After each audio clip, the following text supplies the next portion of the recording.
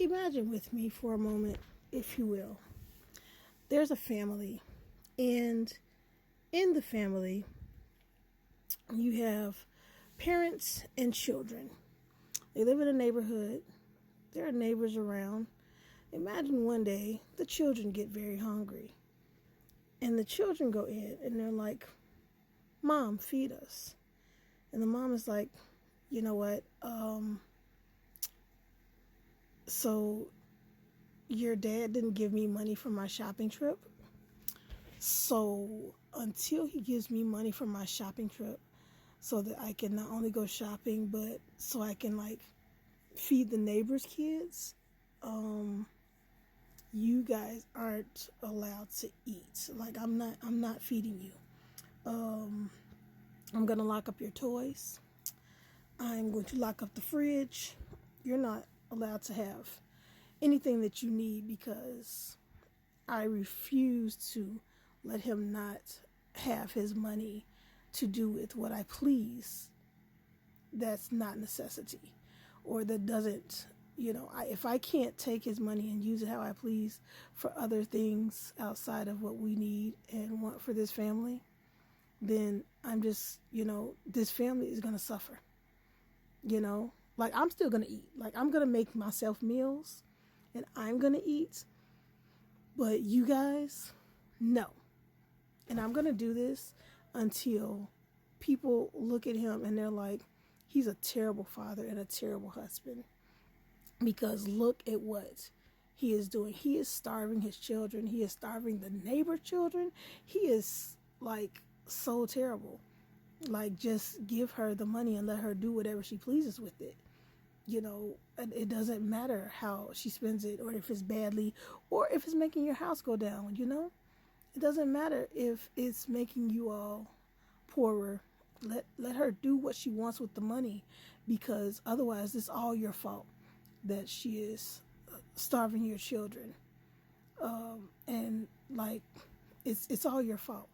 You're a terrible man and you're a terrible human being.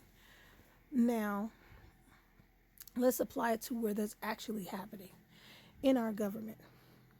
In our government, we have the Democrats who have openly acknowledged that they are using the weakest and the most needy of America to basically using terrorist tactics, force the hand of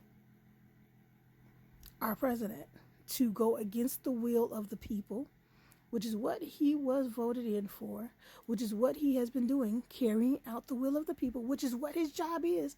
And oddly enough, it's actually what their job is, but they're using power to try to usurp the power of the American people so that they can control the narrative and make it look terrible on the one who's actually standing up for what we voted for, in order to get their hands on our money more, to do things that we literally voted them not to be able to do. And in order to do this, they're going to make sure that those who are in need and who need help, and they're going to make sure those who fight and stand up for our country and their families have to suffer. They themselves refuse to suffer, because when it was asked, this is really, you're really principled about this. How about you, don't pay your sales salary, neglect your salary because you really want to stand for this thing. And their response was, we have families and children and we need our money, because those in need in America, who majority of them would not be relying on public assistance and things like this, things of this nature, if it wasn't a need. They don't need to eat. They don't need help. They don't need the assistance that's being supplied. None of that. No. They're just fine without it. But the people who are literally forcing everyone else to suffer for this hill that they're willing to sacrifice others on, they need theirs. I pray wholeheartedly that this wakes somebody up and people don't keep getting caught up in the narrative that they feed you. They are feeding you garbage and lies. They are feeding you wickedness. They are, as the old people used to say, the term, they are peeing on you and telling you it's raining. I don't think that's exactly how they termed it, but I'm not going to get too vulgar. This is what is happening. They are tying you to a tree like they did in King Kong to sacrifice so that they can get something. And if they don't get it, they're willing to let you suffer and die because they need to get their hands on your money to do what they please, regardless of how you feel about it.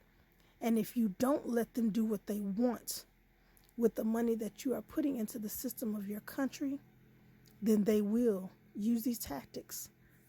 But they will use them in such a way where while they are doing it, while they are literally pulling food out of your mouth, they will point in another direction and say, look at what they are doing to you. But I ask you, I implore you, look at the person whose hand is pulling the food away.